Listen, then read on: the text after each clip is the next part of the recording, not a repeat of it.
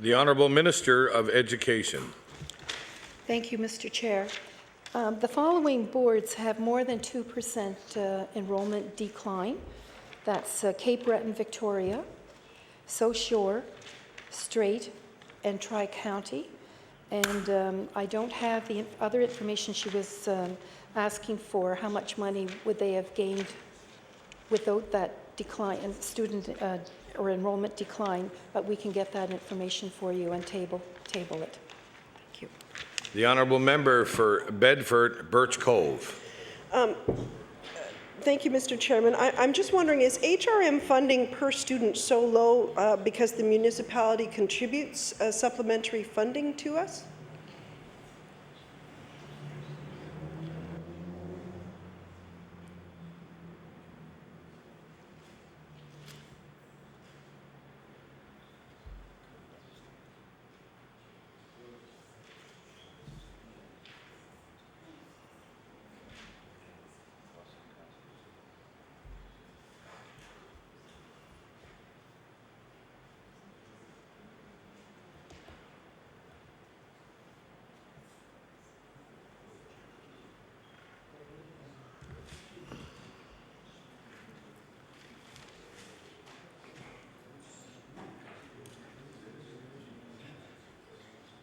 The Honourable Minister of Education. Thank you, Mr. Chair. There's many reasons why the Halifax Regional School Board are able to have efficiencies that are not possible in the other school boards. But some of the factors that are taken into account in the funding formula would include things like busing, the size of the school, the square feet, and there's nothing. The impact of the supplementary funding doesn't impact on how the formula is decided. So it's an outside. I think it's $20 million. It's completely outside how we arrive at those figures for the core funding. The Honourable Member for Bedford, Birch Cove. Thank you, Mr. Chair. Earlier this year, the Joint Education Partners Group called on government to increase the education budget by 4.5%. This increase was to simply keep pace with rising inflationary pressures. What was the actual increase for 2009-10? I think you did mention that in your preamble, but I didn't have my earpiece in.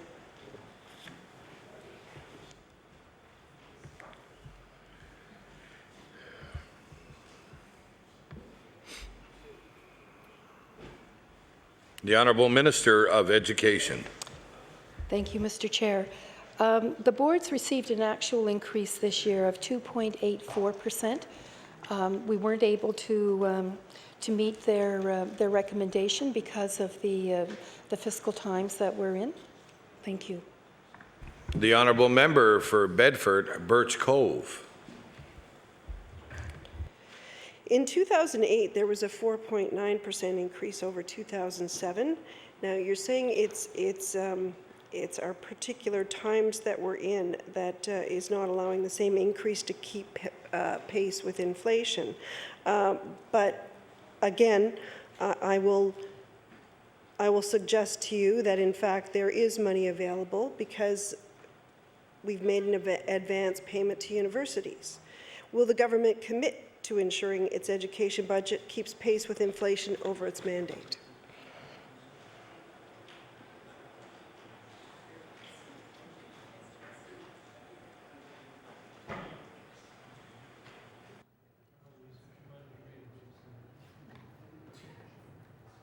The Honourable Minister of Education. Thank you, Mr. Chair.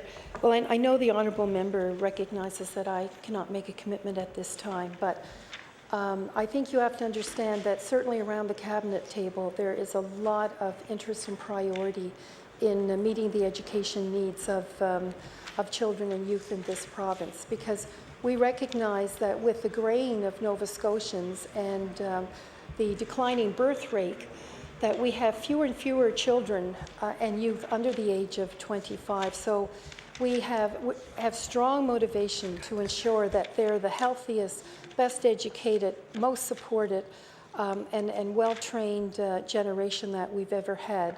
So certainly that's going to be a priority and a focus. The fact that we've been able to increase funding to school boards despite declining enrollment and despite the very tough economic times that we're in, and this is a budget that's supported by both the previous government and the current government.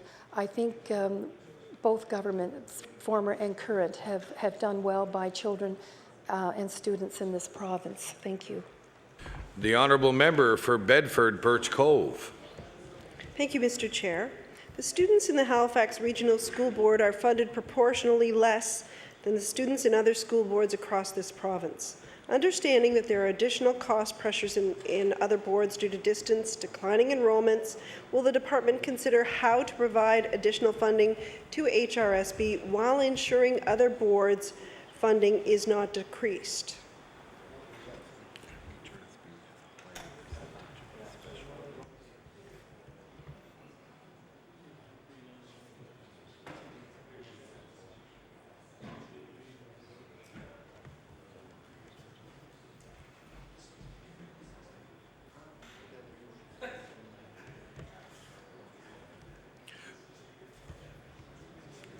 The Honourable Minister of Education. Thank you, Mr. Chair. There are many different factors that are taken into consideration when the formula is applied to the different school boards, and it's like comparing apples, oranges, pears, and plums. The class sizes, the geographical distances. I mean, some school boards are busing about 97% of their students.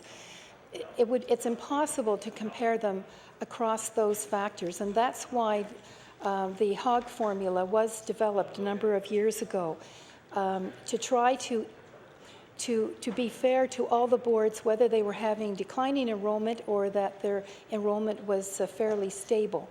And when I went around the province over the last several months speaking with the school boards, sometimes they raised the question of funding. But they all felt that relatively the HOG formula was working. There's cushions in there to prevent big loss of funding with a 2% student enrollment cushion. And there's also some recognition that small rural schools cost extra money to support. So when you take it all into account, the formula is fair to all the boards. Certainly, if we had more money, there are probably some adjustments that could be made, but within the current financial situation and using a formula that's been fairly successful and has gained a lot of credibility among school boards and school administrators, I think we're doing quite well. Thank you. The honourable member for Bedford and Birch Cove. Well, correct me if I'm wrong, Mr. Chairman, but the HOG formula says HRM should get more, and it's not. I understand that it does cost more to bus some students around the province. Certainly there are some long distances. However, HRSB has proportionally more of special needs students. So, for example, in HRSB this fall, there are 40 autistic children registered in primary. And so we have to deal with those kinds of issues more often in HRSB than other boards do. My question is, will you be reviewing the HOG formula to make sure funding fairness? The Honourable Minister of Education. Thank you, Mr. Chair. I don't think it would be a productive exercise to review the funding formula until we have more money to put into it. Otherwise, some boards may be considerably negatively impacted by such changes. Now, I have to recognize, certainly when I was on the other side of the House, I argued the same point, that there were more families with special needs children living in the Halifax Regional School Board area. And I haven't been able to find any statistics or comparisons to actually prove that point. But it's certainly an argument that's been used many times by that board, and something that we'll certainly follow very carefully. When the hog formula was first introduced, I believe it was over 2 years, 4? 2005, 6, and 6, 7. How much? 4 million? About $4 million was allocated to the Halifax Regional Board in recognition of its special needs and special status, and that became part of its core funding, and so it's been built on each year. Thank you. The honourable member for Bedford Birch Cove. Thank you, Mr. Chair. I have to say that in my travels talking to school boards, I did not have the same experience. They did not tell me they were happy with the Hogue formula. And in fact, it was an issue that was brought up in a number of boards. They did not feel it was fair because, quite frankly, 2% is an artificial marker. If you're at 1.99, you don't get the extra funding. If you're at 2.1, you do. And we can see that in the amounts that are spent on certain boards versus others. Will you be reviewing the Hogue formula, funding formula, to ensure fairness?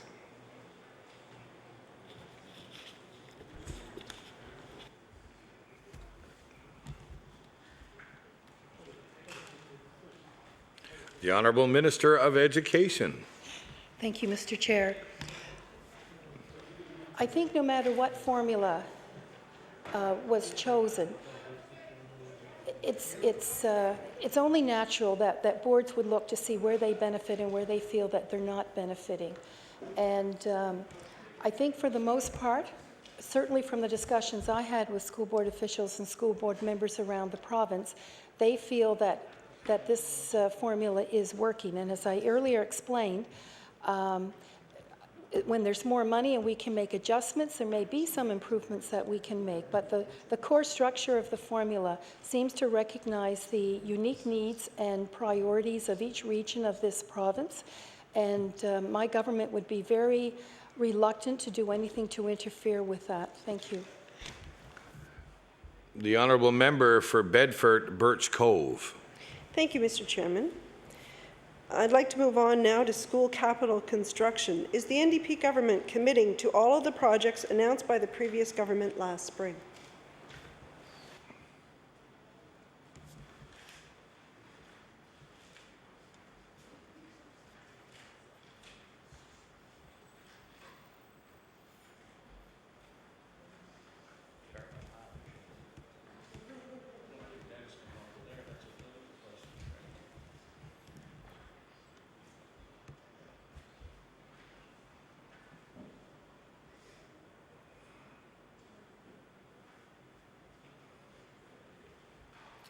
The Honourable Minister of Education. Thank you, Mr. Chair. We're honoring all the commitments that were made by the previous government. There are 3 situations where the board wants more money than was offered by the Department of Education, and so we're in ongoing negotiations with those in those 3 situations. Thank you.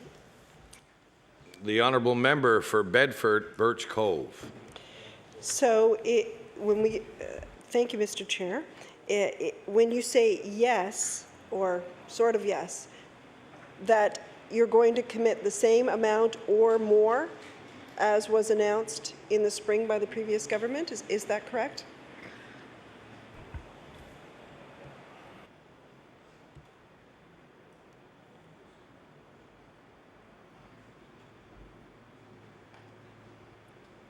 The Honourable Minister of Education. Thank you, Mr. Chair. You know, there are always adjustments that have to be made depending on tenders and unexpected expenditures or, you know, enhancements that municipalities would like to add to school buildings, things like that. So, but we're able to meet the commitments, and certainly we've set aside money to move forward on those initiatives. Thank you. The Honourable Member for Bedford Birch Cove. So, Mr. Chair, just to be certain that at a minimum, the projects that were announced last spring will receive at least the same money, if not more, as was announced last spring.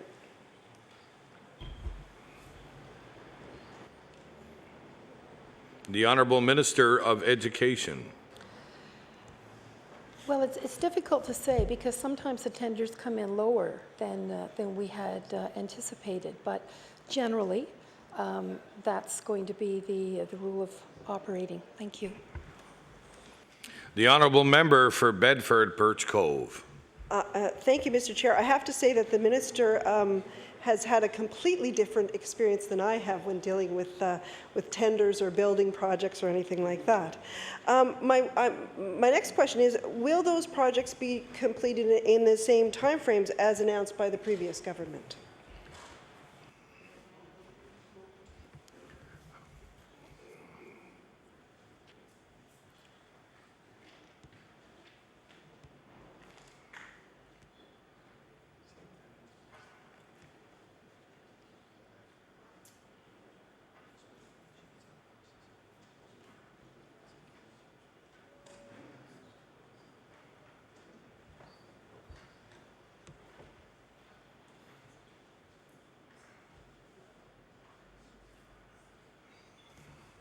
The Honourable Minister of Education. Thank you, Mr. Chair. All the new construction is on schedule. So unless there's more information or details that you want to provide to me on a specific situation where we can check that out, I'm not clear where you're going with the question. Thank you.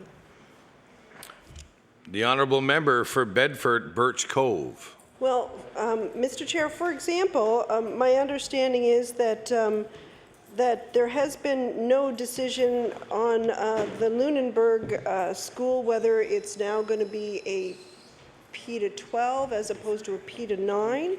I do know that the Bedford High School, the earliest start date has been pushed back. It was announced for September 2012, and it's now been pushed back at the very earliest to January 2013. I guess what I want to make sure is that that these projects are going to proceed in a timely manner, number one, and number two, if they have been delayed, if the minister can shed any light on any of those. Thank you. The Honourable, the Minister of Education. Thank you, Mr. Chair. My understanding is that the Bedford High School was always scheduled to open in December of 2012, so I'm not sure about the delay there. Certainly, you referenced the Lunenburg School. The board has told us that they want a primary to grade 9 there. They've come forward with 3 sites, and one of those will be chosen as a designated site in the near future. Thank you. Good plan. Thank you. The Honourable Member from Bedford Birch Grove. How much money is allocated to pre-primary programs?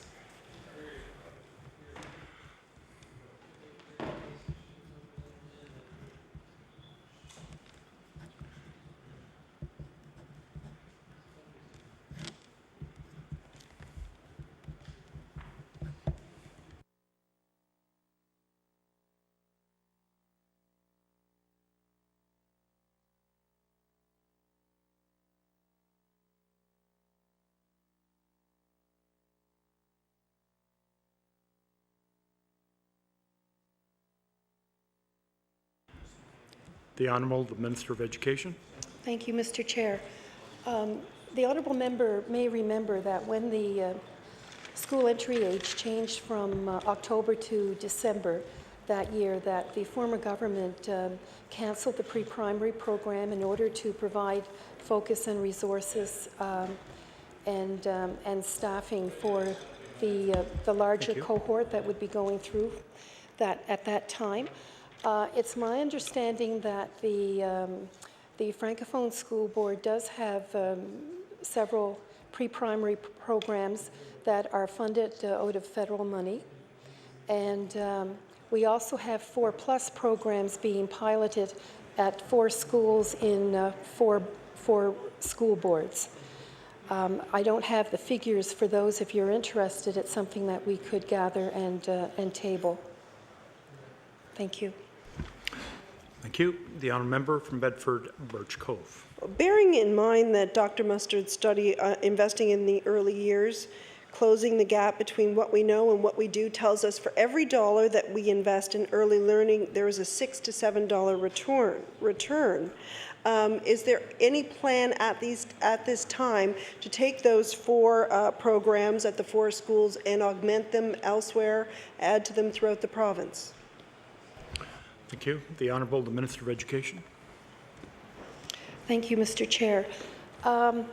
This is another issue that we share a common interest in, and I'm actually in discussions with the Department of Community Services, the Minister, and her senior officials, looking at the possibility of creating some space for childcare centres in elementary schools in this province to see how that kind of partnership might stabilize the childcare sector. I agree with you. The earlier that we provide quality education and care to our youngest citizens, the more developed they are, the readier they are for school, and the more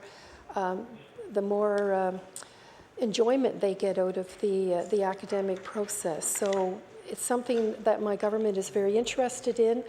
We've been very involved with the childcare and early learning sector in Nova Scotia, and we'll certainly be investigating any opportunities possible to look at the early years. Thank you. The honourable member from Bedford Birch Cove. Has your department studied the Nunn Commission and entertained the ways in which it might address some of the recommendations?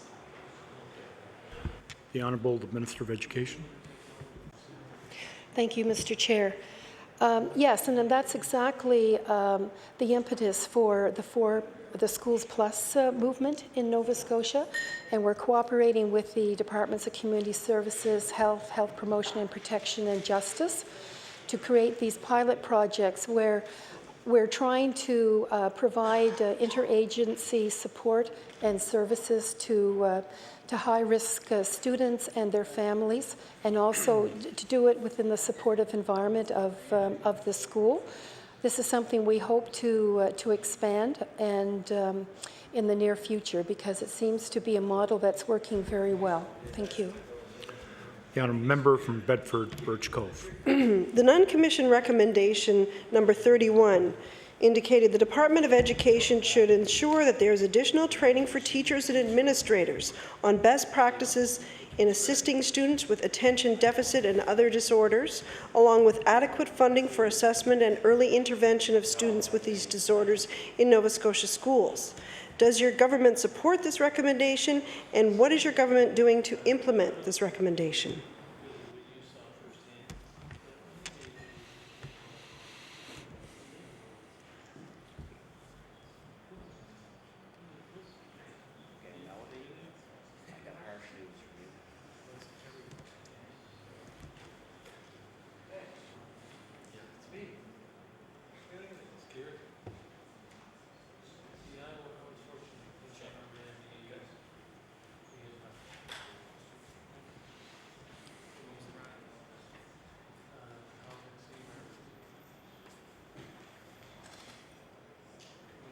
The Honourable the Minister of Education. Thank you, Mr. Chair. One of the initiatives that the Department of Education has undertaken is in partnership with EDI, which is the Early Developmental Institute. And we're piloting a program with the Strait Regional School Board that allows us to look at the value of pre-primary assessment. And we're continually doing professional development with our staff on an ongoing basis around learning disabilities and other special situations like that. Thank you. The honourable member for Bedford Birch Cove.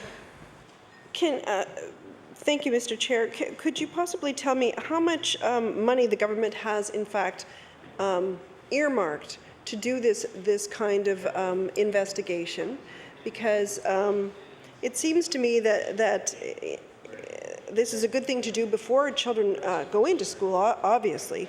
But once children are in school, what I'm hearing from parents is that they feel their children who have learning disorders are not being supported adequately. What I'm wondering is how much money in the board's budget does go to this kind of assistance and training, and are there any plans to move this beyond this particular one school, or sorry, one school board?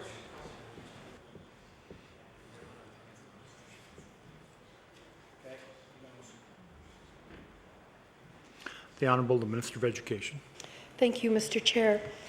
I know in the Education Department budget, about $120 million is targeted towards to the boards for special needs support, but the boards are spending considerably more. And if you would like, we could survey the schools and get the actual figures and perhaps table that information at a later date. Thank you. Thank you. The Chair recognizes the honourable member for Bedford Birch Cove. The non-commission recommendation number 32 indicated the Department of Education should consider additional funding of initiatives to develop and sustain programs and supports that encourage school attachment for students at risk, either within the regular schools or in dedicated alternative programs. And Justice Nunn went on to say, without limiting this recommendation as particular examples, I recommend that the department should consider the introduction of and targeted funding for junior high support teachers throughout the province, and that the department and Halifax Regional School Board should continue to expand their respective youth pathways and transition programs. I'm wondering, has your government put additional resources to this recommendation this fiscal year?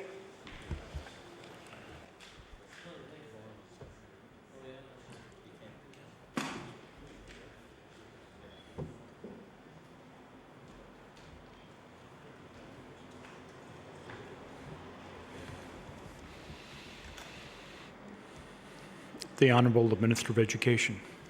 Thank you, Mr. Chair.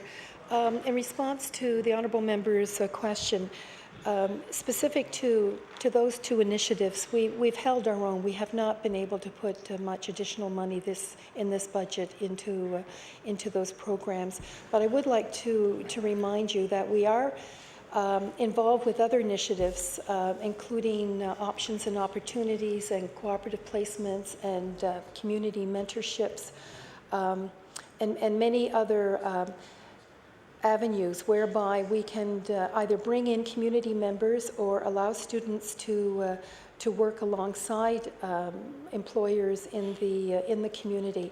And this helps them see the relevance of the information and that they're learning in school and how it can be applied in a practical way, and it helps them stay engaged. It produces sometimes very long-term positive relationships with other adults in their community.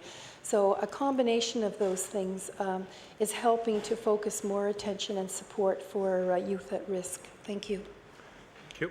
The honourable member from Bedford Birch Cove. Thank you, Mr. Chair.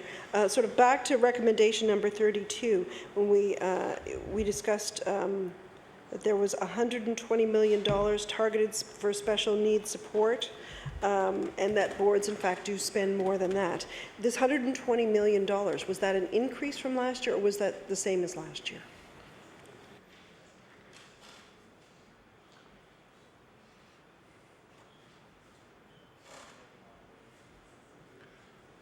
The Honourable the Minister of Education. Thank you, Mr. Chair. It's basically the same amount of money with perhaps a little bit of increase to cover some additional salary expenses and cost of living or inflationary expenditures, but no real significant increase in that. The Honourable member for Bedford Birch Cove. Bearing in mind, thank you, Mr. Chairman, bearing in mind that, in fact, education stakeholders weren't included in the non-commission, and and so therefore they did not maybe have the kind of input they would have liked into the process. When I did talk with the Nova Scotia Teachers Union, they did suggest that perhaps a peace program, which would teach a better way to solve conflicts in the schools, might be a good idea. Has this been considered by the Department of Education, and would funding currently be available for this type of initiative?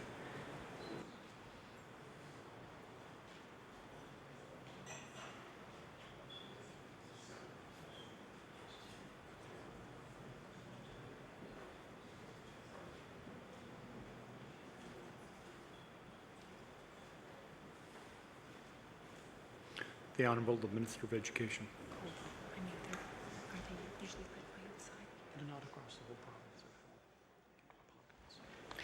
Thank you, Mr. Chair. We have a variety of initiatives that are specific to certain regions of the province, sometimes through the school, sometimes through the community. The honourable member may be familiar with Peacemakers or the League of Peaceful Schools, I think it's called. I know in my own community we have a group called Operation Peace, and it's made up of students from elementary and junior high. And I've gone to some of their gatherings, and it's amazing the leadership skills that they have learned and how they're able to translate that confidence and knowledge about how people interact and react to one another into their school setting. So it's a very worthy concept, and many schools and communities have taken up the challenge, but there's nothing that's province-wide. Thank you. The Honourable Member for Bedford Birch Cove. Thank you, Mr. Chairman. The second part of my question was, is funding currently available for this type of initiative if it were to come forward? Perhaps could it be done province-wide? Is there money available for that kind of thing is what I'm wondering. The Honourable the Minister of Education.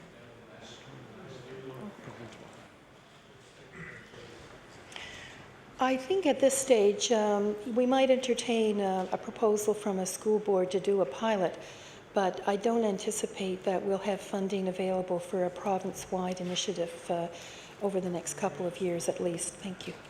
Thank you. The Chair recognizes the Honourable Member from Bedford Birch Cove. Thank you, Mr. Chairman. Earlier today we had an announcement about class sizes, and I'm just wondering that because we did not decrease class sizes to 28 and it remains at 30, is there a plan for that for next year, or are we going to have to wait longer to see those class sizes reduced?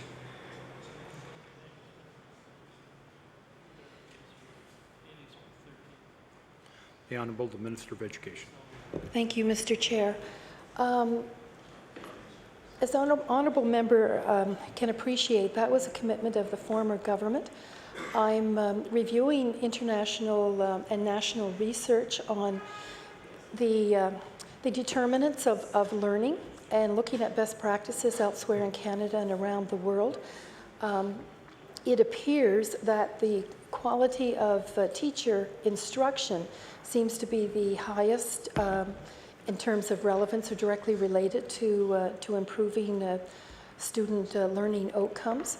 So I'm not in a position to say whether or not we're going to go forward with capping class sizes at the elementary level. It may be that we reallocate additional funding in the future to evidence-based learning that in terms of what really has the most impact on student learning. Thank you.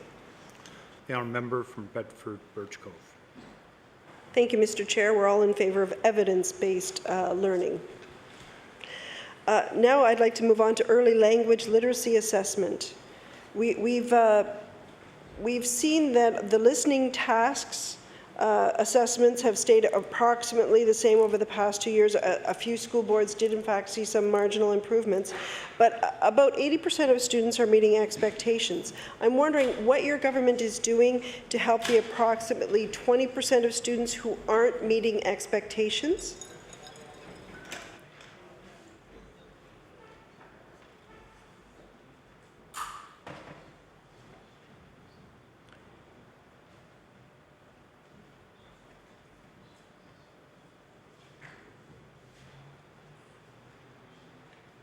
The Honourable the Minister of Education.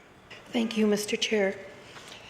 I know you were talking mostly about language arts, but we've found that a very positive move is to provide mentors to teachers in classrooms or in schools. And certainly the initiative to provide math and language arts mentors has been extremely successful, and school staffs and parents, I think, are very pleased with the outcomes. We also have about $1.4 million left in that fund that we're going to be consulting with boards to see how it can best be used. Whether or not it would be targeted on students who perhaps underperform on certain assessment tests at certain levels, or whether we target those specific students, or whether we provide a better learning atmosphere in the classroom for all the students in that class, I'm not sure. But certainly the mentorship program has worked extremely well. The Honourable Member from Bedford Birch Cove. Thank you, Mr. Chairman. I'm not sure I quite understand what your government is doing to help the 20% of students who did not score, did not meet expectations for the early language literacy assessments.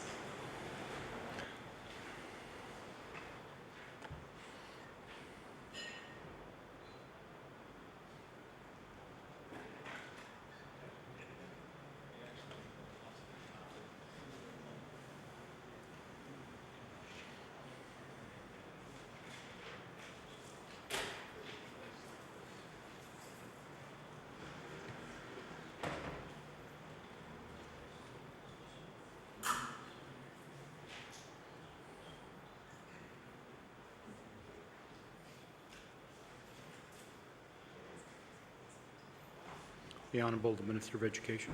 Thank you, Mr. Chair. Perhaps I could just give an example of another innovative approach that many of our school boards are involved with. I think four school boards and 56 schools. Oh, sorry, 6. Sorry? Yeah, 6 regional school boards and 56 schools. And it's called the Achievement Gap Initiative, the Tripod Project. And the school boards are collaborating with the co-chair and director of Achievement Gap Initiative. It's called at Harvard University. And they have an interest, a shared interest in raising the achievement for all students and narrowing the achievement gaps among students. And so initially, this Tripod project will advance measurement and analysis, and in terms of developing a policy that will help students who are underachieving. And so we'd have a better understanding of the needs of these students, many of whom come from diverse linguistic and cultural backgrounds. So we need to measure what is, so we can better work towards improving their success in terms of literacy. Thank you. The Honourable Member for Bedford Birch Cove. Thank you, Mr. Chairman. I guess I'm a little confused here because I thought that's what the assessment tests were for, was actually measuring where the students were. So I'm not quite sure why it is that we have more measuring going on. Again, evidence-based education is a good thing, but I'm not quite clear how just measuring is going to make a difference in what we're doing to help these students. Thank you. The Honourable the Minister of Education. Perhaps I could clarify. The literacy assessment tests identify gaps. This project will identify how to close the gaps. And we're currently spending about $1.5 million for 22 literacy mentors around the province. So just to give you an idea of the cost this type of program, but we recognize the critical need for it. Thank you. The honourable member for Bedford Birch Cove. Thank you, Mr. Chairman. I guess I'm a little confused. Did you just say that we are spending $1.4 million on 22 literacy mentors? Is that, am I correct? Is that what you said? The Honourable Minister of Education. Thank you, Mr. Chair. It's actually 1.5, and it covers their salaries, expenses, yes, and benefits. Thank you. The honourable member for Bedford Birch Cove.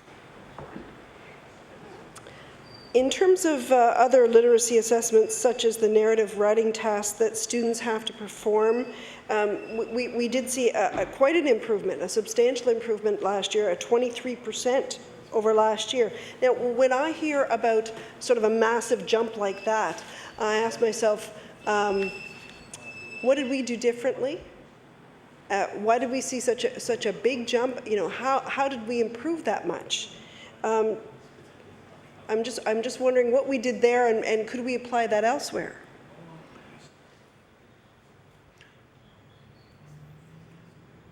The Honourable Minister of Education.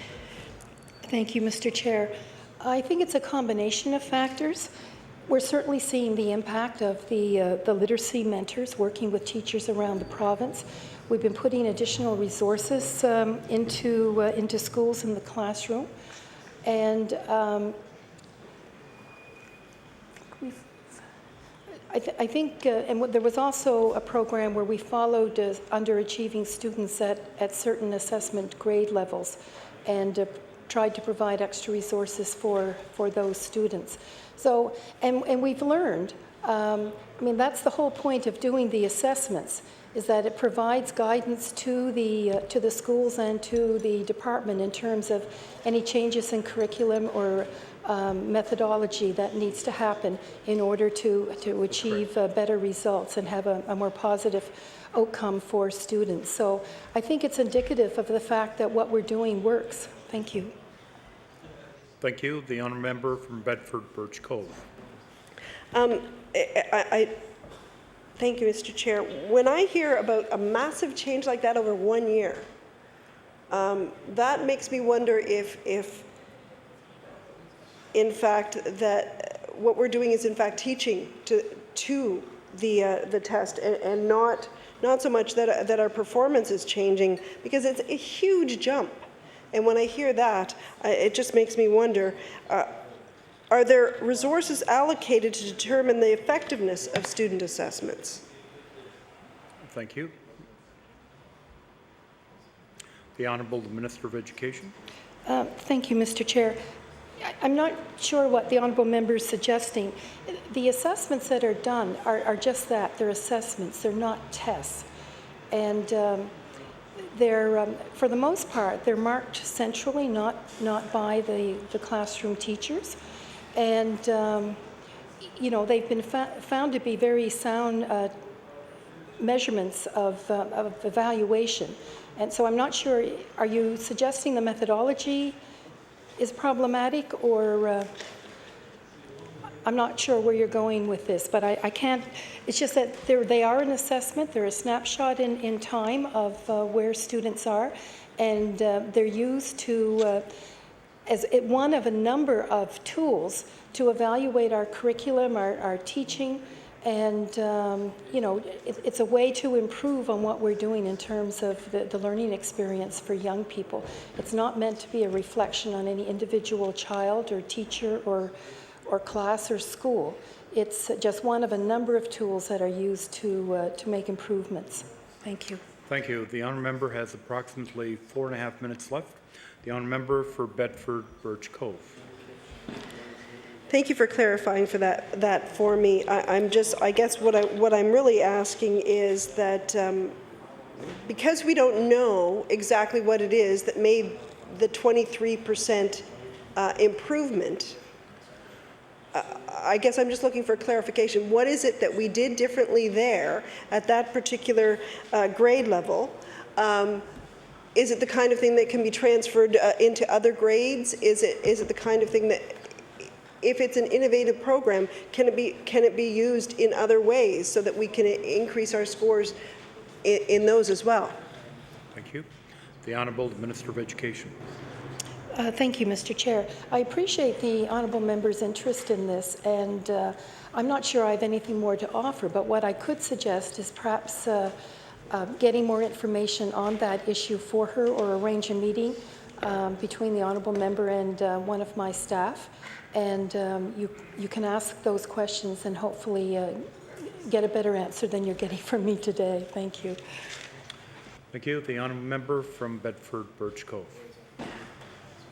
I understand that we have a report on high school absenteeism that is coming due. Public consultations ended on July 10th. I'm wondering what the status of the report is. Certainly, it's one that I heard a lot from teachers when I met with them, that it's of grave concern that kids just aren't going to school. Thank you. The Honourable Minister of Education. Thank you, Mr. Chair. I anticipate receiving that report towards the end of October, and I'll have a chance to talk to the committee and about their recommendations. Certainly, absenteeism is a huge problem right across Canada, and it's often a symptom of other issues. So we need to be clear that we're dealing with the root causes of absenteeism. So I'll be very interested to receive the report and the recommendations. Thank you. Thank you. The Honourable Member from Bedford Birch Cove. I'm wondering that once you receive the report and you get to study it, is there actually funding set aside to implement some of its recommendations, or is it just going to kind of go off on a shelf? The Honourable the Minister of Education.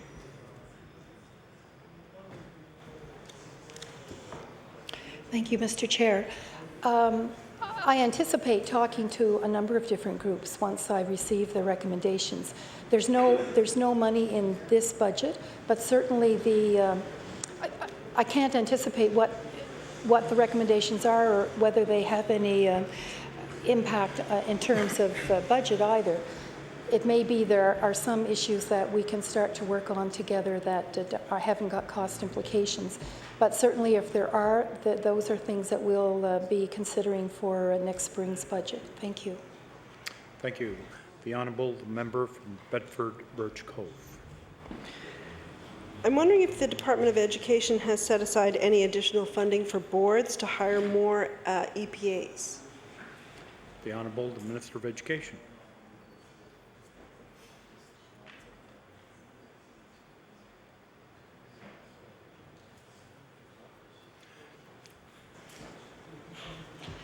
Thank you, Mr. Chair. There is no additional money for educational assistance in this budget. The boards have the authority and discretion to use their larger envelope for staffing needs in ways that best meet the needs of their schools and their regions.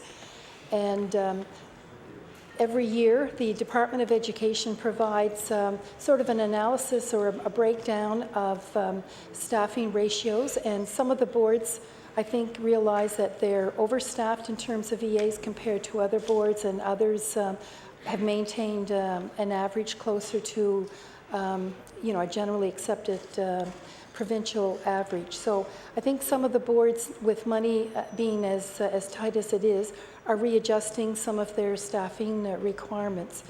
But I've been assured that the safety and educational progress of children and teachers requiring educational assistance across the province is the top priority, and that if any parent has a concern or guardian, that they should talk to their school board, either members or senior staff, to try to resolve the situation. Thank you. Thank you. The honourable member from Bedford Birch Cove time has expired. The chair will now recognize the honourable leader of the Progressive Conservative Party. Thank you, and Good afternoon to the Minister and staff. I'm pleased to be able to rise in my place and ask some questions that should not surprise you, are near and dear to my heart. First of all, I want to ask you how familiar you are with the report on services for students with special needs. Thank you. The Honourable Minister of Education.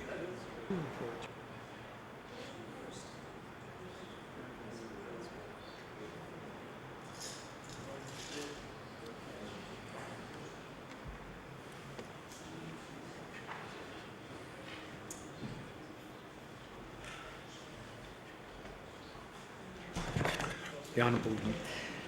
Thank you, Mr. Chair, and to the honourable member. I'm somewhat familiar with the reports, as you well know, because you were very instrumental in initiating those reports. After the initial report was received by the department, there was additional study done on that. So, if you're interested in some specific information, I'll try to answer your questions. Thank you. Thank you. The Honourable, the Leader of the Progressive Conservative Party. Thank you. There were 27 recommendations in that particular report, and I'm wondering if you could provide a status on the implementation of those recommendations. Thank you.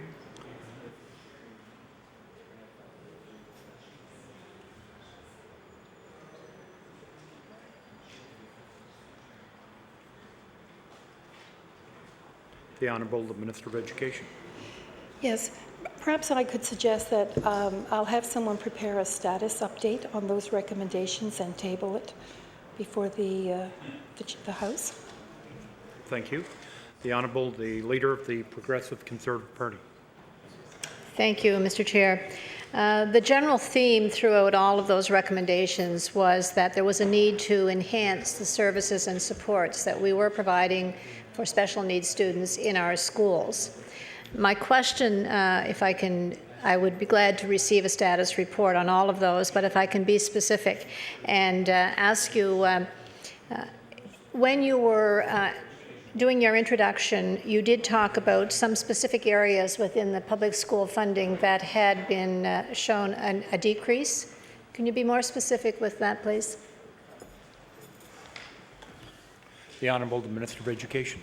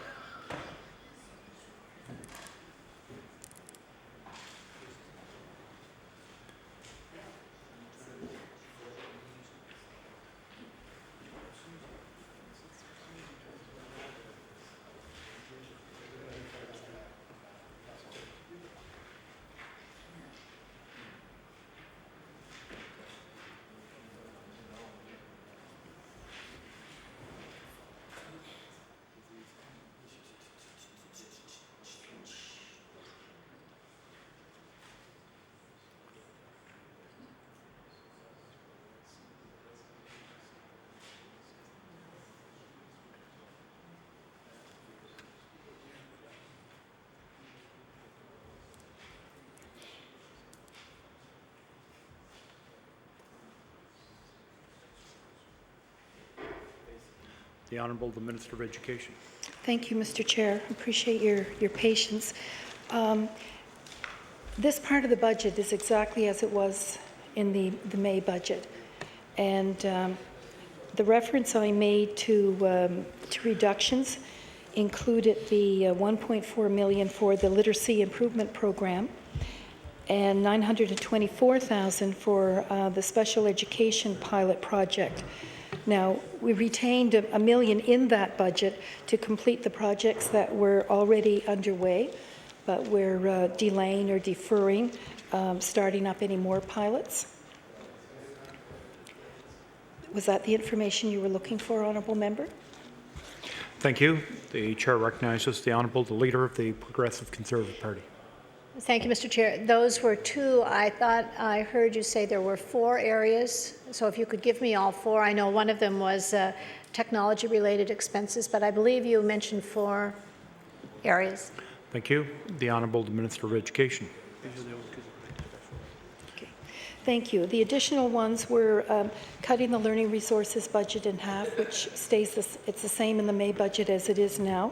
And that basically is a deferral of purchase of replacement textbooks and DVDs. Also, the class 4, taking away the cap for the 28, and it's moved it back up to 30. So those were the 4 reductions. Thank you. The Honourable, the Leader of the Progressive Conservative Party. Thank you, Mr. Chair. I would also like to ask, a number of these questions will be with respect to special education, so your staff can be ready with their information. One of the recommendations in that particular study was to eliminate the tuition support program, and we did not accept that. In fact, we extended that for the 4th year. Can you tell me what your position is on the student tuition support program? Thank you. The Honourable, the Minister of Education.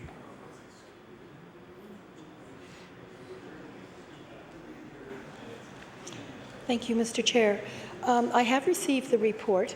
I have not made a response except for the 5th year of the tuition support, which the 5th year. And for those, I think, 23 families, something like that, we have allowed a 5th year. But my government is certainly interested in making sure that we have enough resources in the public school system to accommodate the special needs of children with learning disabilities and attention deficit syndrome and others. So we need more time to study the impact of the recommendations. So I'll be making a response when that review has finished.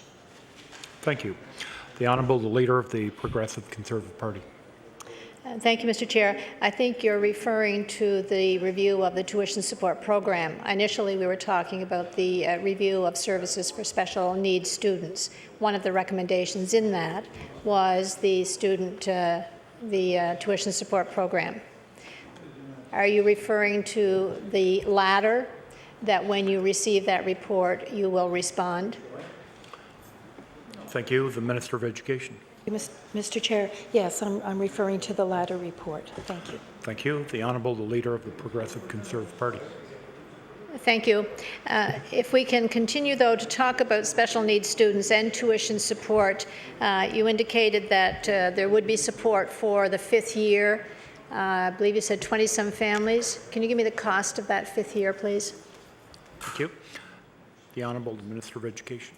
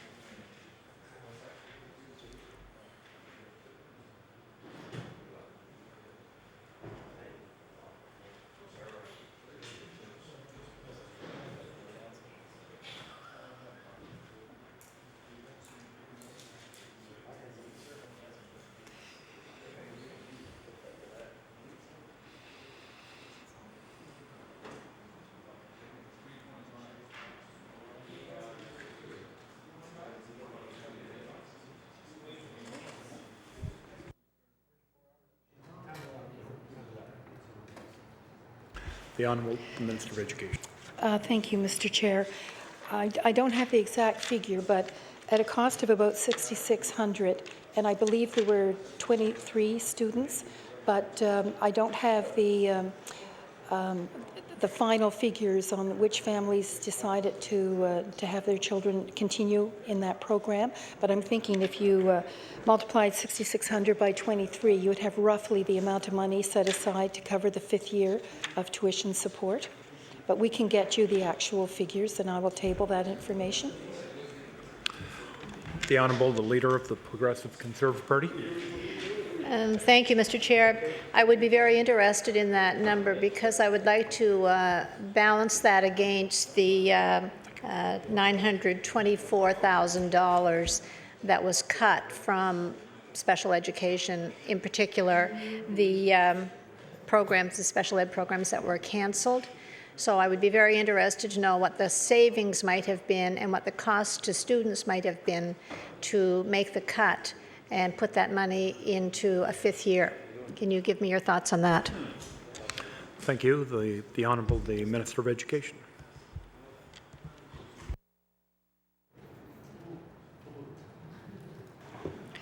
Thank you, Mr. Chair. To be frank, I think the former government may have a better idea of why that cut was made. The money to cover the tuition for the 5th year of the tuition support is actually additional money that my government put in there to allow for a continuity of programming for those students. So the cut was in the May budget, and we've added some money to cover the 5th year of the tuition support in the September budget. So that would be the only difference on that line. Thank you. The Honourable, the Leader of the Progressive Conservative Party. Thank you, Mr. Chair. If in fact that is the only difference, then I would think that would show in a comparison between the May budget and this budget. So how much was that line increased by to accommodate the 5th year?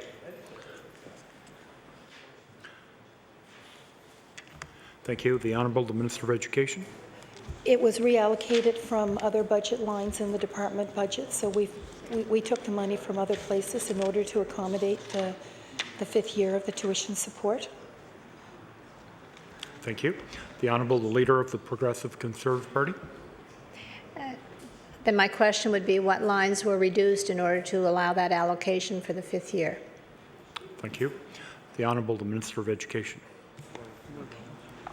There's a fairly small allocation. Thank you, Mr. Chair. I'm told it was a fairly small allocation. We don't have that information here, but we could get it and make it available to the member by tabling it. Thank you. Thank you. The Honourable, the Leader of the Progressive Conservative Party. Thank you very much. Another component of the review for services for students with special needs, as I said, talked about enhancements for those students.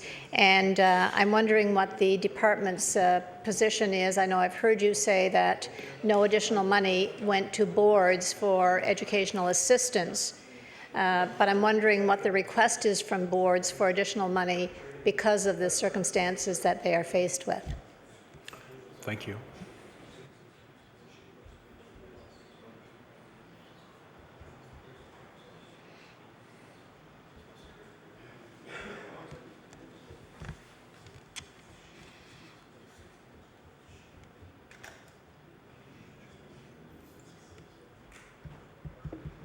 The Honourable, the Minister of Education. Thank you, Mr. Chair.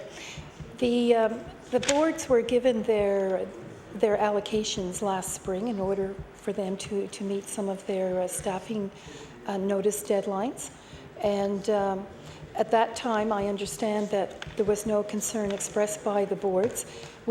Since I've been involved as minister, we haven't received any requests from the boards for additional support because of the decline in enrollment. That gave some flexibility to boards in terms of their staffing needs. So that's what I know at this point. Thank you. The Honourable, the Leader of the Progressive Conservative Party. Thank you, Mr. Chair.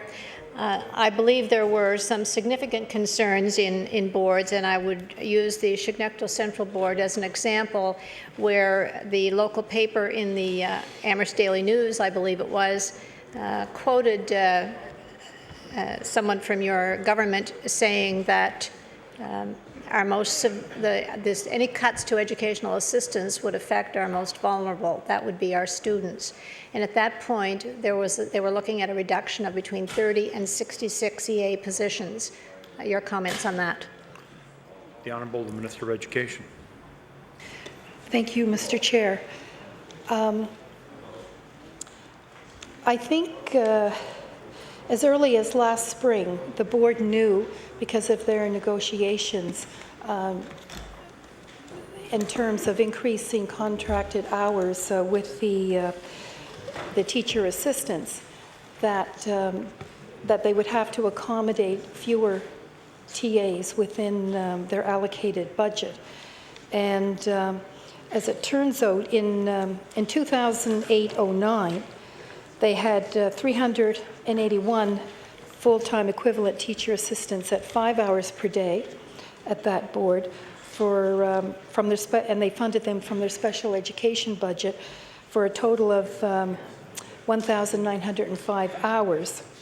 And their budget for the current year has 347 full-time equivalent teacher assistant positions at 5.5 hours a day, funded from a similar special education budget, again for a total of 1,910 hours. So the time supporting students and teachers in the school system has stayed about the same. It's administered by fewer teacher assistants. And so I'm not sure. Was there another question there, Honourable Member? Okay, thank you. The Chair recognizes the Honourable the Leader of the Progressive Conservative Party. Thank you. I'm certainly aware of the negotiations which went from a 5-hour to a 5.5-hour day. My question to you is, what do you have to say to the educational assistants who no longer have a job because of those negotiations? Thank you. The Honourable the Minister of Education.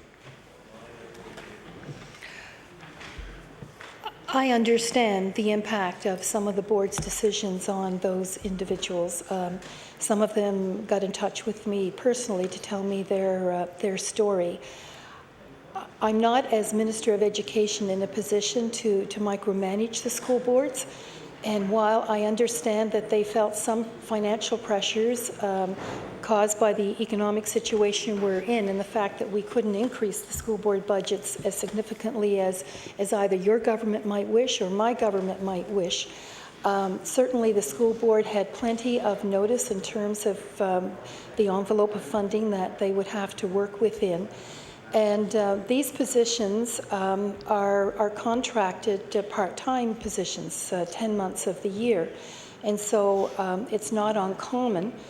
In fact, it's expected that those contracts finish the end of June, and many of them are renewed in September. So there is a period of uncertainty there for those teacher assistants and their families, not knowing whether or not they're going to be hired back on. And it's a very difficult situation, and you know, I empathize, but certainly the department's not in a position of telling school boards how to spend their money. And so we're trying to balance the need. I'm sure the school board is trying to balance the needs of the children within the financial realities within which they work. And for the most part, school boards have made very professional, very caring decisions in terms of how the money has been spent in this year's budget. Thank you. Thank you. The Honourable, the Leader of the Progressive Conservative Party. Thank you, Mr. Chair. Have any of the school boards expressed a concern about insufficient funding to allow them to provide assistance for those students with special needs?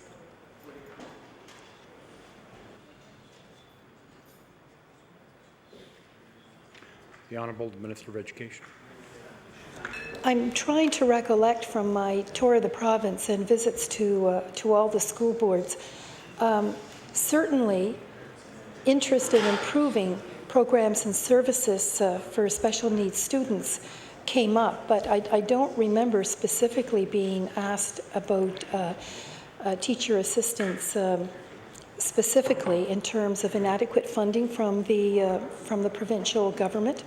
My memory may be faulty here, but it certainly wasn't raised in any way that would have created a warning in my mind that I must go back and check into that. Any of the family situations that were referred to me at the department, staff certainly liaised with school board staff and to ensure that someone was going to meet directly with that family and answer their concerns. I have to say that towards the end of September, I did hear back from a few school board members who suggested that they gave an option to families in the area that, look, if once your child starts school in September, if you're not happy with the situation, get in touch with me and I'll see what I can do. This is a school board member talking. And several of them mentioned to me that for the most part, parents and guardians seemed to be satisfied with the arrangements that school board staff had made, and very few of those people either connected with their school board member or with their local MLA. So I can only surmise that generally people were satisfied with the reallocation of teaching assistants. Thank you. The Honourable, the Leader of the Progressive Conservative Party. I guess if I could make a comment before my next question. If they're not happy, I expect you'll hear from them. I do have another question, though, and I know we've been talking about the areas where there was a decrease in the budget, but I'd like to speak a little bit to the area where you, for public education funding, the increase of 25.1. Can you give me the breakdown of that 25.1 million increase, please?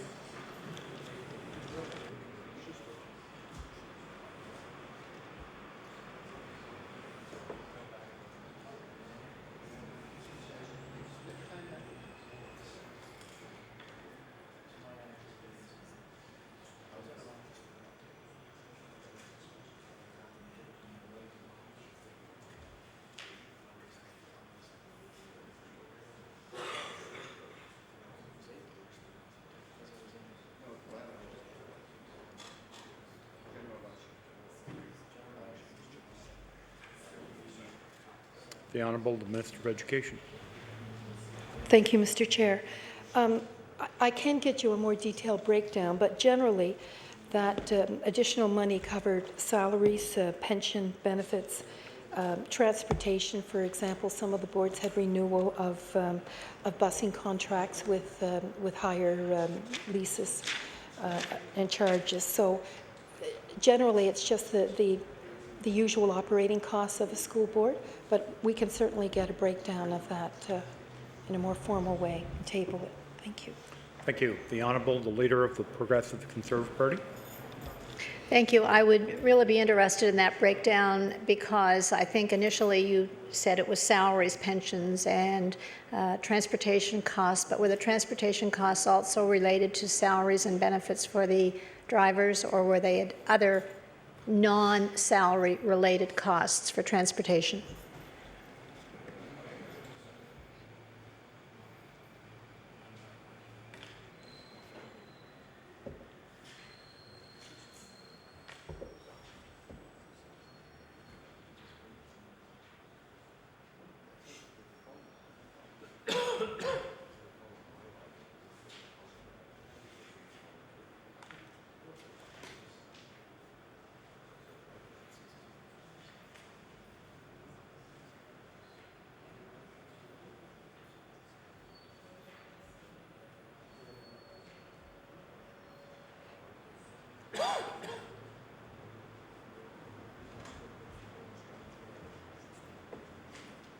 The Honourable, the Minister of Education.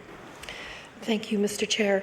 As the honourable member will remember, busing is done in either of two ways. Sometimes the school boards provide it in-house, and other times they contract it out to a private for-profit operator.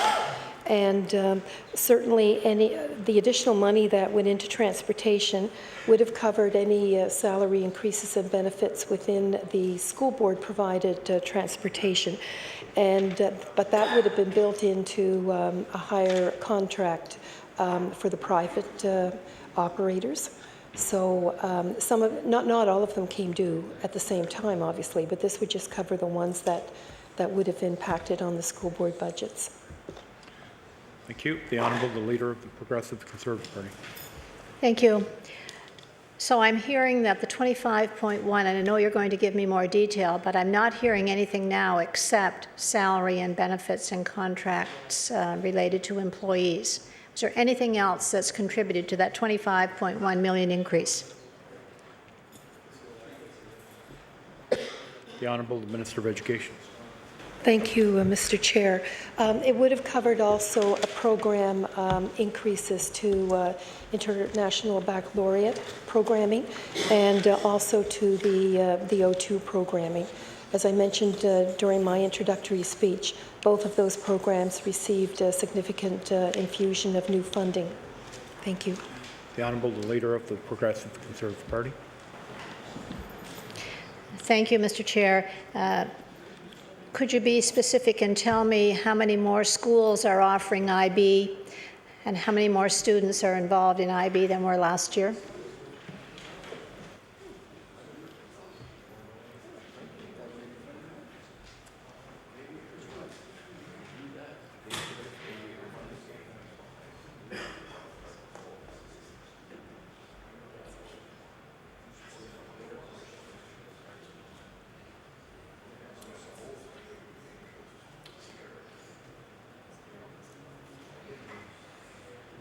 The Honourable, the Minister of Education. And what's the IB?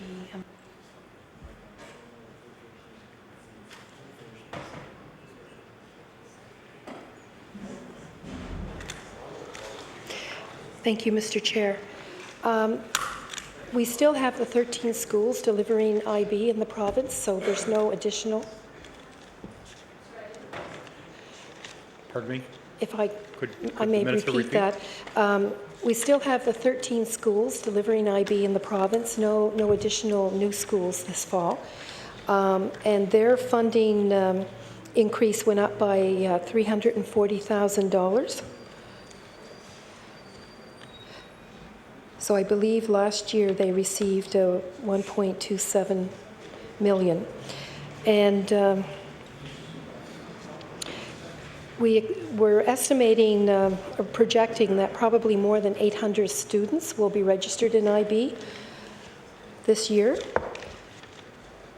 And the other good news on this one is that we plan to launch a pilot of online IB courses in September. So I'm assuming that's happened since this is October. And in regards to options and opportunities, the increase is 759,000, which gives us a total of 7.3 million for the program that's been invested this year. Do you want figures for that as well? Okay. Do we have?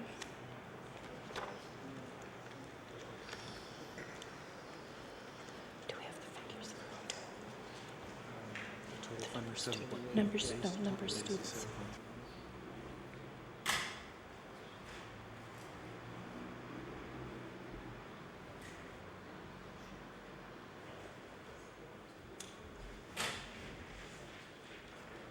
Sorry for the delay. 44 schools will be offering O2 this fall to 1,620 students. So that's the enrollment is quadrupled since the program was introduced in 2006-07, and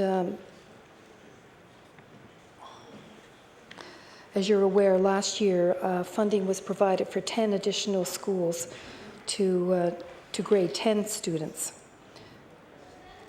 Don't see any.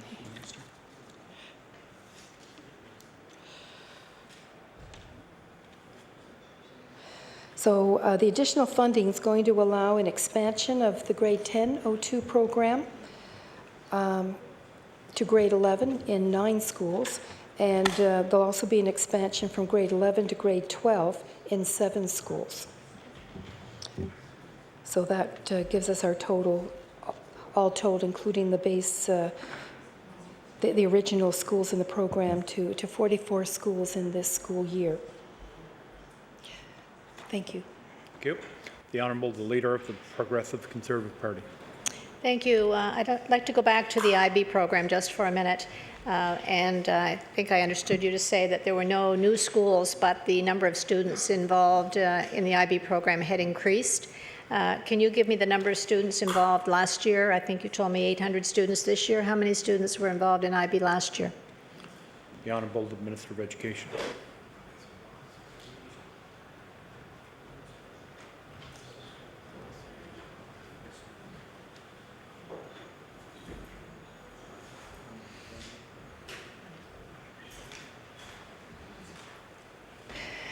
Thank you, Mr. Chair. We don't have those numbers with us, but we'll make sure that they're available to the honourable member. Thank you. Thank you. The Honourable, the Leader of the Progressive Conservative Party. Thank you, and I would appreciate getting that. What I'm trying to determine is, since there are no new schools participating in IB, but there are obviously more students enrolled in IB, would the $340,000 increase be all salary? Thank you.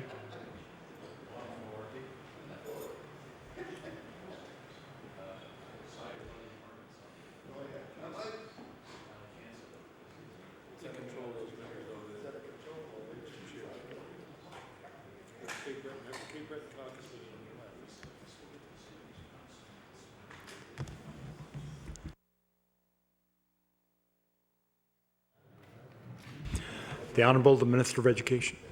Thank you, Mr. Chair. Most of that money would be salaries and learning materials. Thank you. The Honourable, the Leader of the Progressive Conservative Party. Thank you, Mr. Chair. Same question regarding the O2. I know that the number of schools has increased, $759,000 increase. Would I expect the answer to be the same for that? Thank you. The Honourable, the Minister of Education. Thank you, Mr. Chair. Yes, it would be mainly salaries for O2. Thank you. The Honourable, the Leader of the Progressive Conservative Party. If we could move from the special education and programs part to another report that was completed, had to do with the teacher education. And so if your staff can get ready for that. My question is, I guess, where we are with the implementation of the recommendations in that particular report.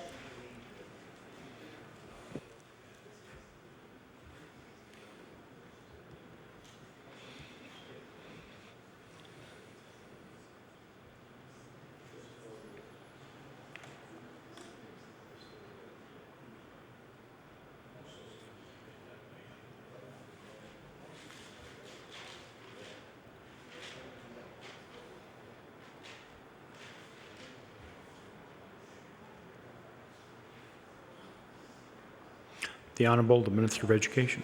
Thank you, Mr. Chair. We've decided to carry out or implement these recommendations by bringing forward a new Teacher Education Act, probably in the spring session. And there was a recommendation for 2 advisory committees to the Minister, and my thinking now was that it'll probably be 1 committee, but it would also include the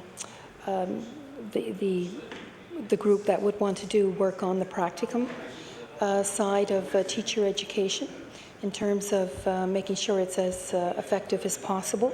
So we're looking forward to reviewing the recommendations more and getting the legislation in place for the spring session.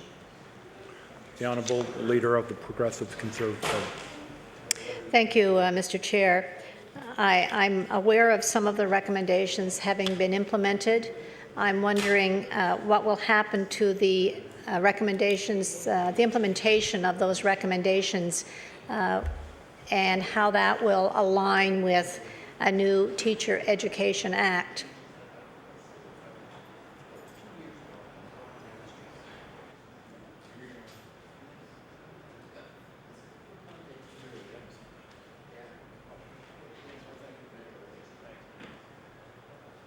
The Honourable Minister of Education.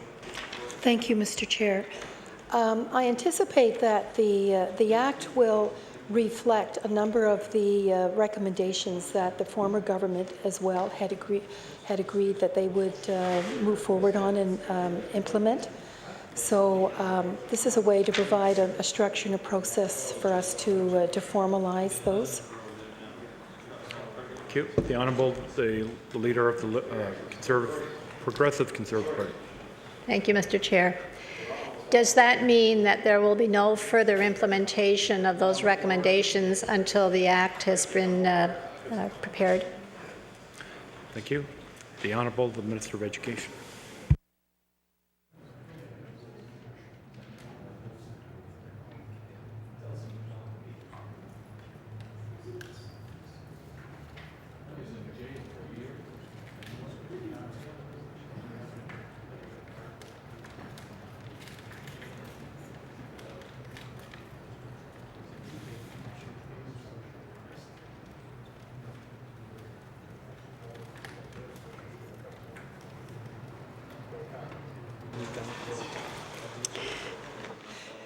No, if some of the recommendations are ones that, that we can be working on over the winter, we will. In fact, the proposal that Cape Breton University deliver its own Bachelor of Education program has already been acted upon.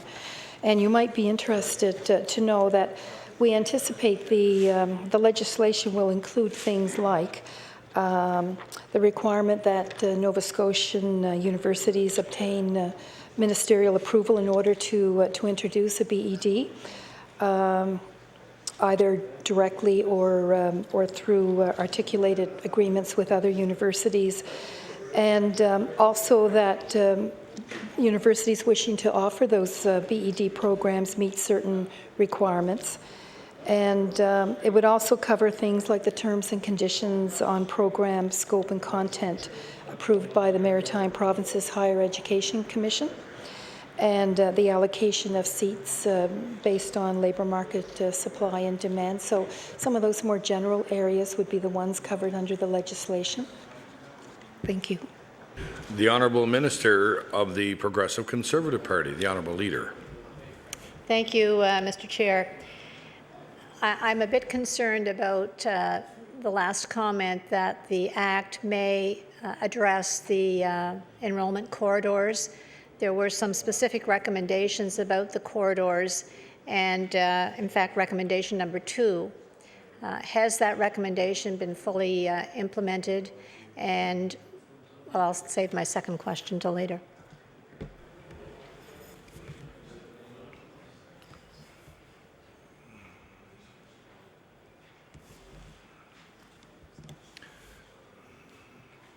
The Honourable Minister of Education.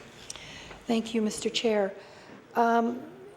You're right. The recommendation to talked about maintaining existing, I think they called them enrollment corridors for teacher education. And I believe we actually increased the numbers for St. FX this year. So there's general support for that. And it's something that I'll certainly be discussing even further with the university presidents. But we know that there's high demand to take a Bachelor of Education, and certainly it can be a lead into other professions and careers as well as education. So we're very mindful of the importance of that line of academic study. Thank you. The Honourable Leader of the Progressive Conservative Party. Thank you. I guess my follow-up question would be, the corridor for St. FX was increased, recommended that it be fully funded to the total allocated. Has that been funded this year?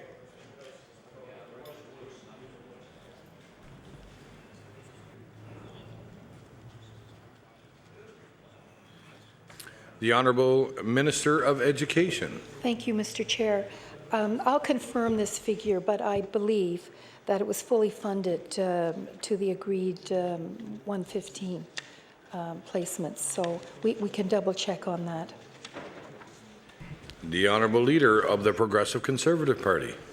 Thank you. Madam Minister, you made a comment about a great demand for the BED program. Can you tell me what the most recent statistics are telling you about supply and demand with teacher training and surplus teachers?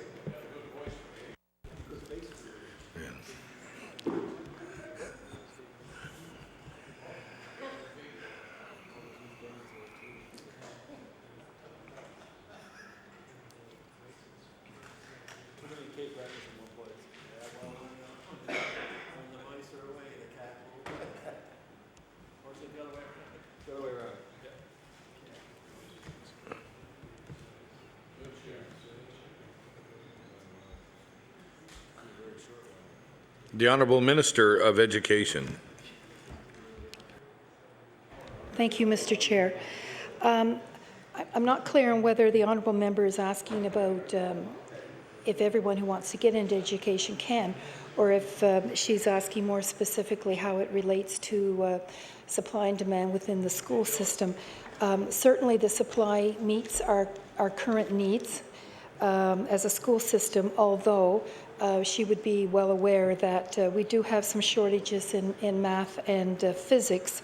And certainly there are some shortages based on geographical situations. Some regions of the province have more difficulty getting positions filled than others. I don't have any stats on the first aspect, if that's what you were looking for, but certainly the supply meets the current demand for new teachers. Thank you. The Honourable Leader of the Progressive Conservative Party. Thank you.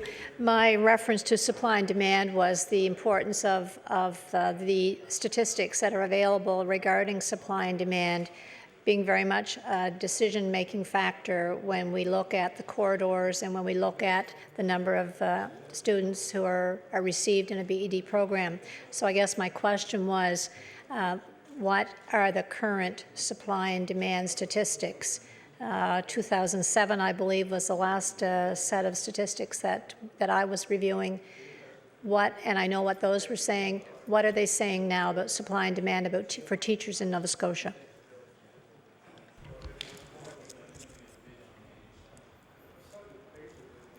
The Honourable Minister of Education. Thank you, Mr. Chair. I'm not sure we have an updated analysis of that, but we can certainly check and make it available if it is possible to get those figures. Thank you. The Honourable Leader of the Progressive Conservative Party. Thank you. I think it's important to make sure that plays very much into any decision making. The reason I would say that is because one of the criticisms that we received was increasing the supply and having that far outweigh the demand, and therefore you would have a number of students who were trained as teachers and no possible employment prospects in the province.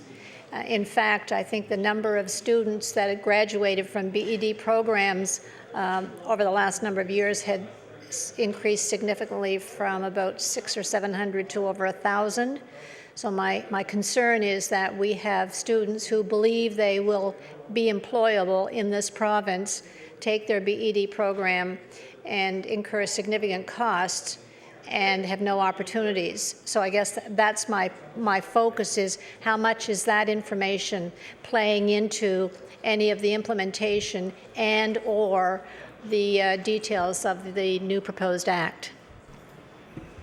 The Honourable Minister of Education. Thank you, Mr. Chair.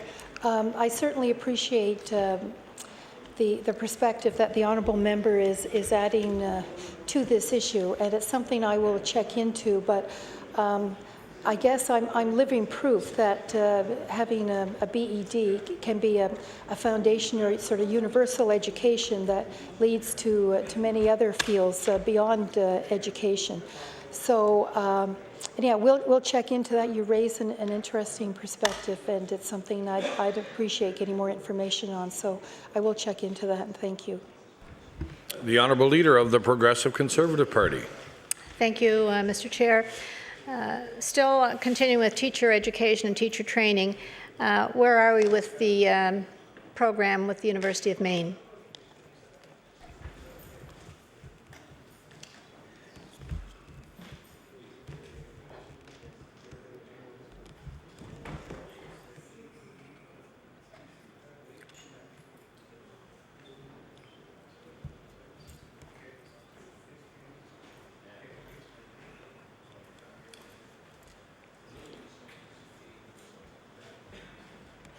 The Honourable Minister of Education. Thank you, Mr. Chair. I understand the University of Maine has upgraded their standards, and so they better meet qualifications for people wishing to teach in Nova Scotia. So the relationship is pretty much the same, except we're anticipating that the education program in Cape Breton University might take some of the enrollment that we're currently losing to the University of Maine. So we'll be watching the impact of the CBU program very closely. Thank you. The Honourable Leader of the Progressive Conservative Party. Thank you, Mr. Chair. One of the concerns with respect to the University of Maine had to do with placement of students for practicum. How has that been addressed?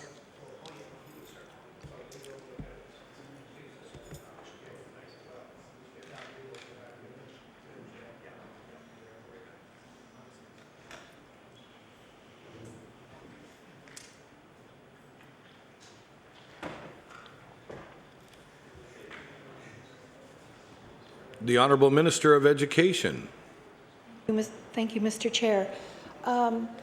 Certainly, we give highest priority in terms of student placements to Nova Scotia students going to Nova Scotian universities. But as much as possible, the boards are trying to place the students from the University of Maine. And usually there's not much of a problem, but occasionally we'll find Nova Scotian students concerned that they weren't able to do their practicum here in their home province. The Honourable Leader of the Progressive Conservative Party. Thank you, Mr. Chair. Has the department given some direction to school boards with respect to that?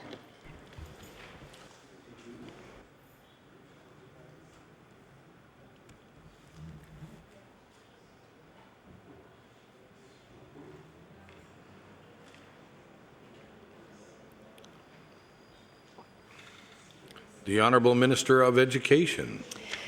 The issue had been previously referred to the school boards around the province, and they haven't raised it with us as an issue, so I'm not sure just what to read into that, but it has not been brought up by them as a problem. The Honourable Leader of the Progressive Conservative Party. Thank you, Mr. Speaker. Then I would ask, how do you know that they're being given highest priority?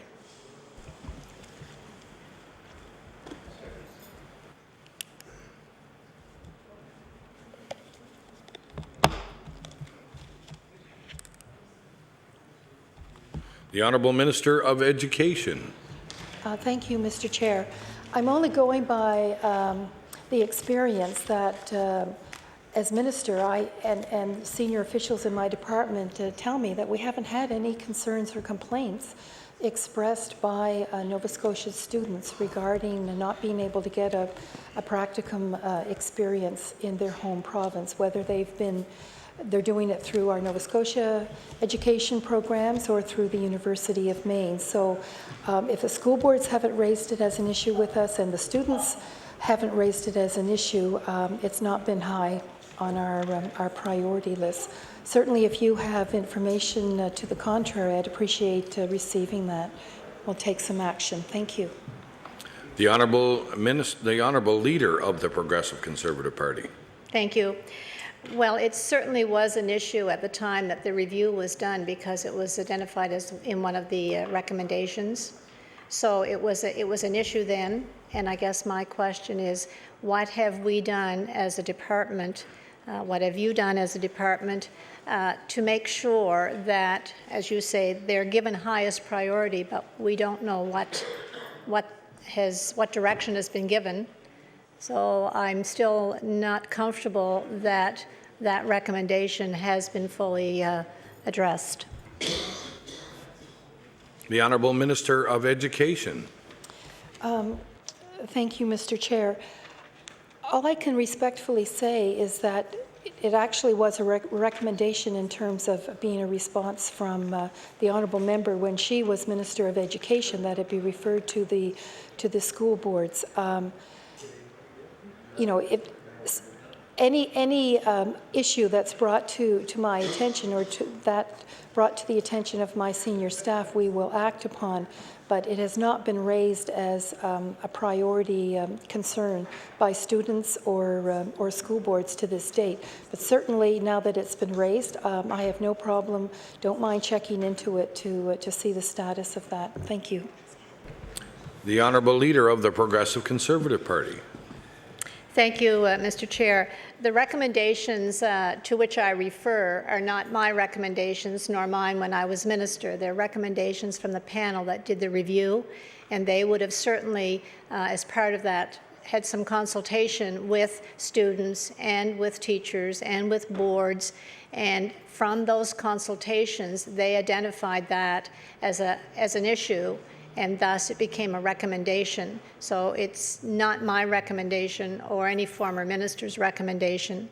So I believe it must have been a concern. It would have been a concern then, and I'm concerned about how it has been resolved. So if the minister could please check on that for me, because if there's been no direction to boards or no response back from boards, I'm not sure how we can say that we're giving them highest priority. So I would ask that the minister could provide me with that information.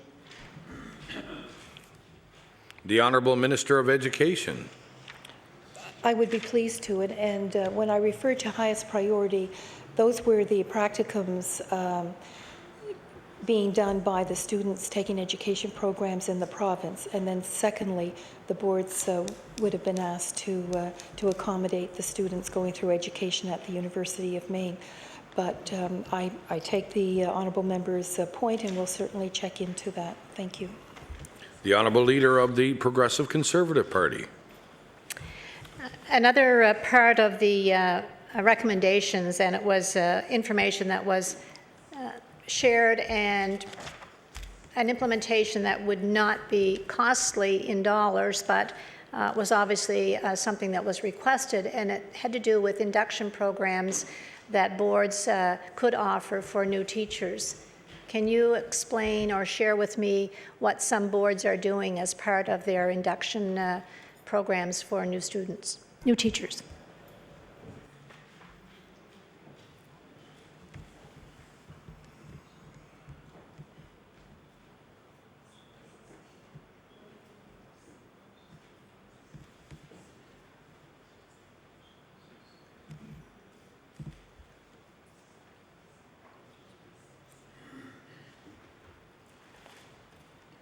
The Honourable Minister of Education.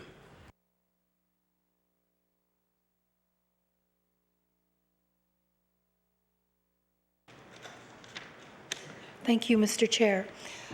The department budget doesn't specifically fund new teacher inductions, or orientations, I guess is what I'm more familiar with. So if you are interested, we could survey the schools to find out. But in a general way, we understand that some boards bring in new teachers early before the school year starts to give them an orientation. And often within the school setting, they're matched with mentors to or coaches to help them during those initial months and year. But we don't have any specific information on what each board does. So if you're interested, we could survey them and find out specifically how various schools introduce new teachers to their school board and to their new teaching assignments. Thank you. The Honourable Leader of the Progressive Conservative Party. Thank you, Mr. Chair. I would go back to my previous comment about the implementation of the recommendations, and if that in fact has been implemented, that recommendation, then I would think we would need to have that request made of school boards to let the department know, because I think it is important, not that the department dictate to boards what they do, but that if it came out as a concern, I think it's important for the department to know if the boards have addressed that and what they are doing. And so I would ask the minister if that information is available through the boards, and if that could be made available to the department and to me. The Honourable Minister of Education. Thank you, Mr. Chair. I can certainly check into it. The responses to these recommendations, of course, happened during the previous government. And that certainly doesn't mean we don't have some responsibility to carry through on these recommendations, and I'm not suggesting that. But certainly the condition put around that response previously had been subject to budgetary approval and resource constraints. So I guess not having been able to fund any new initiative by boards, the department felt a bit awkward about asking what they had done. Another case of expecting more for less. So, but certainly it's an important issue, and I'm sure we can make sure it's a topic at one of the next superintendent's meetings with the deputy minister, and try to get more specific information on it, because certainly making sure that a new teacher or a returning teacher to any school board system has the best orientation possible will ensure better success and better teaching in the classroom. And so it's all about what's going to make the most positive educational experience for students, and these are all important factors. So I thank you for raising the issue. The Honourable Leader of the Progressive Conservative Party. Thank you, Mr. Chair. To the Minister, one of the comments that you made earlier had to do with the education program at CBU, and that you would be monitoring that. I'm wondering if you could tell me how many students have enrolled in the program at CBU?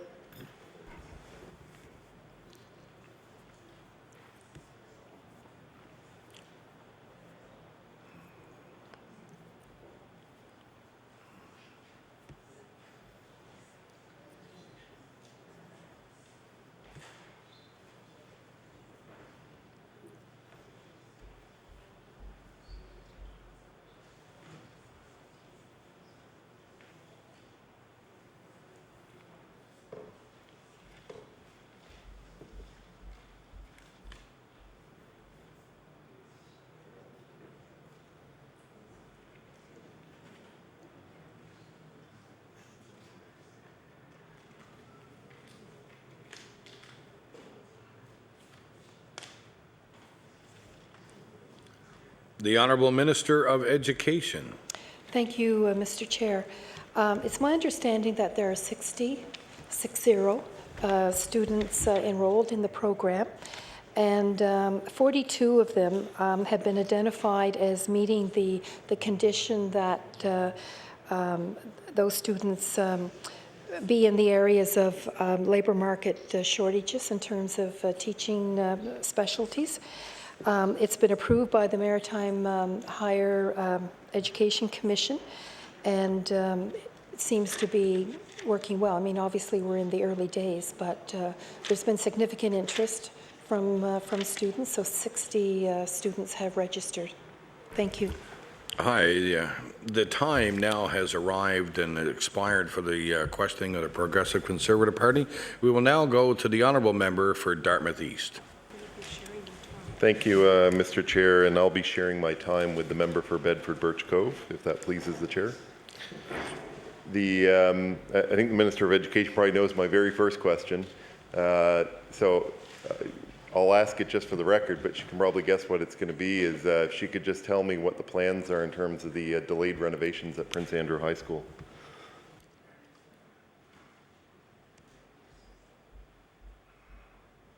The Honourable Minister of Education. Thank you, Mr. Chair. So I have considerable details here, and I know that the honourable member is interested, so if he'll be patient, I'd like to make sure that you get all of them, since I wasn't in a position last week to answer your questions specifically. So the roof, the government is actually investing $8.65 million in the future of Prince Andrew High School. And this is a significant contribution, but we know that school will continue to serve the community and the students very well. So the current situation, the roof construction, roof replacement is under construction. It's about 50% complete. And the remainder of the roofing contract is supposed to be completed by the end of October. An RFP for design consultant services will be issued within the next 2 weeks. And the design consultants will begin with the creation of a development plan to implement the work over the next 4 years. We expect that design phase to be completed within the 2009-2010 fiscal year. And so the phased construction began with the roof replacement, and the remainder of the work is expected to be completed by July 2013. Thank you. The Honourable Member for Dartmouth East. Thank you, Mr. Chair, and thank you very much to the Minister. I'm very pleased to hear that. We had certainly seen that some of the roof work going on, and to know that everything else is now going to come forward on a plan is very great news. I would like to ask a similar question about a high school in our own riding, Dartmouth High School, and it's very much the same question: is what are the plans in terms of either renovations, or, I mean, some are talking replacement now, but I assume we're still on a renovation plan for that school.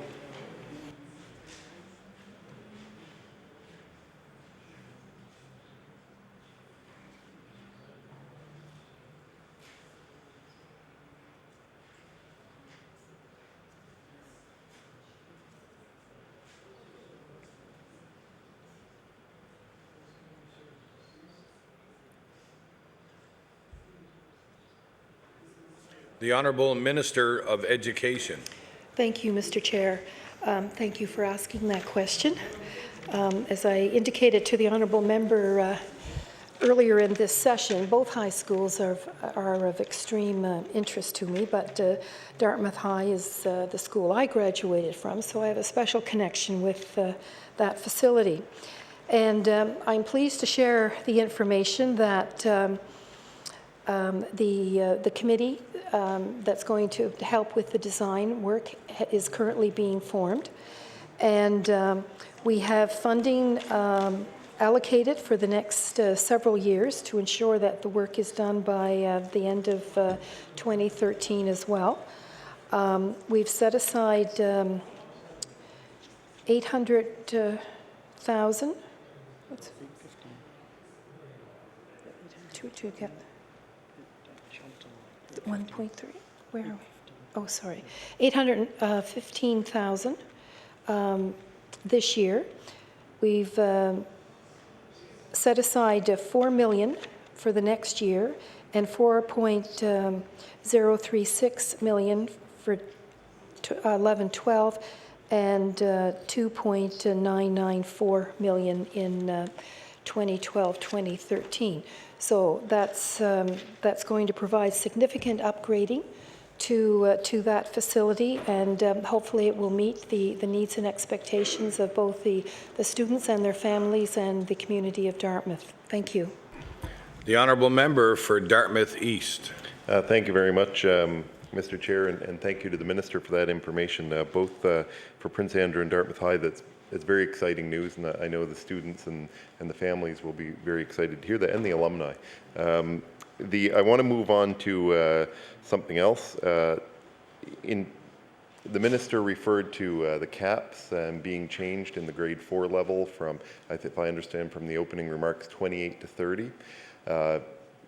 I sit on an elementary school advisory committee, and one of the things that we've struggled with is the caps, and I'm wondering whether one of the problems seems to be around the fact that students that come in after, I think, September 30th, if I'm not mistaken on the date, don't count towards those cap sizes, which can create some problems in areas of high transition of students.